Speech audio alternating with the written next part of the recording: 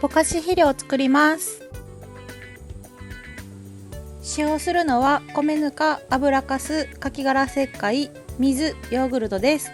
使用する量は米ぬか 3kg、油かす 1kg、かき殻石灰 1kg、水 500ml、ヨーグルト 200g です。水は作る時の温度や湿度とかで変わりますので目安です。ヨーグルトのところに納豆を入れたり、発酵促進剤を入れたり、去年の動画のように入れなくても作れます。去年の極早生玉ねぎの追肥にヨーグルト入りを使用しましたが、すごく甘くて美味しい玉ねぎができたので、今回もヨーグルトでぼかし肥料を作ります。先ほどの材料の水以外を入れます。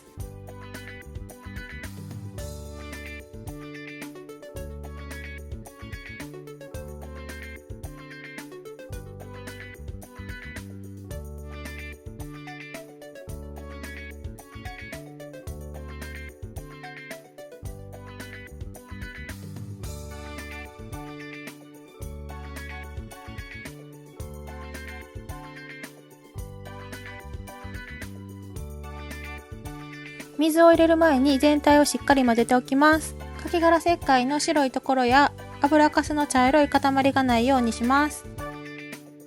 すべて混ざったら水を入れます。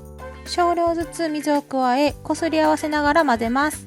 団子になった部分は水をたくさん含んでいるので、手をこすり合わせて潰しながら混ぜていきます。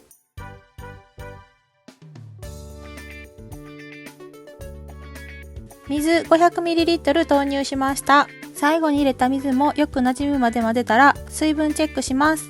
水分量の目安は握った時に団子状になって軽くほぐすと崩れるぐらいです。指で押す前に崩れているのでもう少し水を追加します。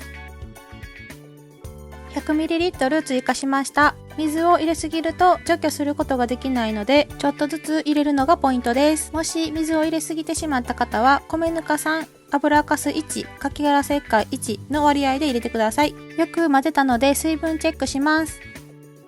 握った時は一塊ですが、少し触ったら崩れるくらいなので良さそうです。水分が多いと腐敗して青カビが生えたりするので注意です。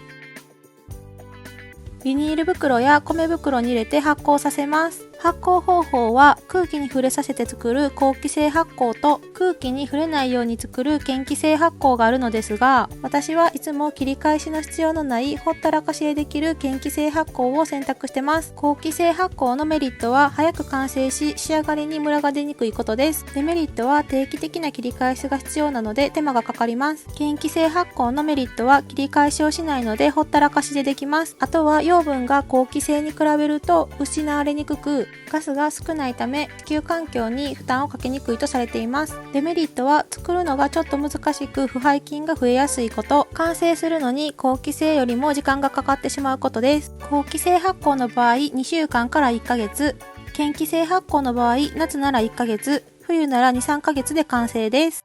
しっかり空気を抜いてくくり、暗くてできるだけ涼しい場所で保管します。夏に作っているので1ヶ月後完成です。1ヶ月経ったら袋を開けてヨーグルトのような甘酸っぱい匂いがしたら成功です。最後までご視聴ありがとうございました。今回の動画が少しでも良かったと思ったら高評価ボタン、このぼかし肥料を使用してどんな野菜が収穫できるか気になった方はチャンネル登録お願いします。それでは次の動画でお会いしましょう。またねー。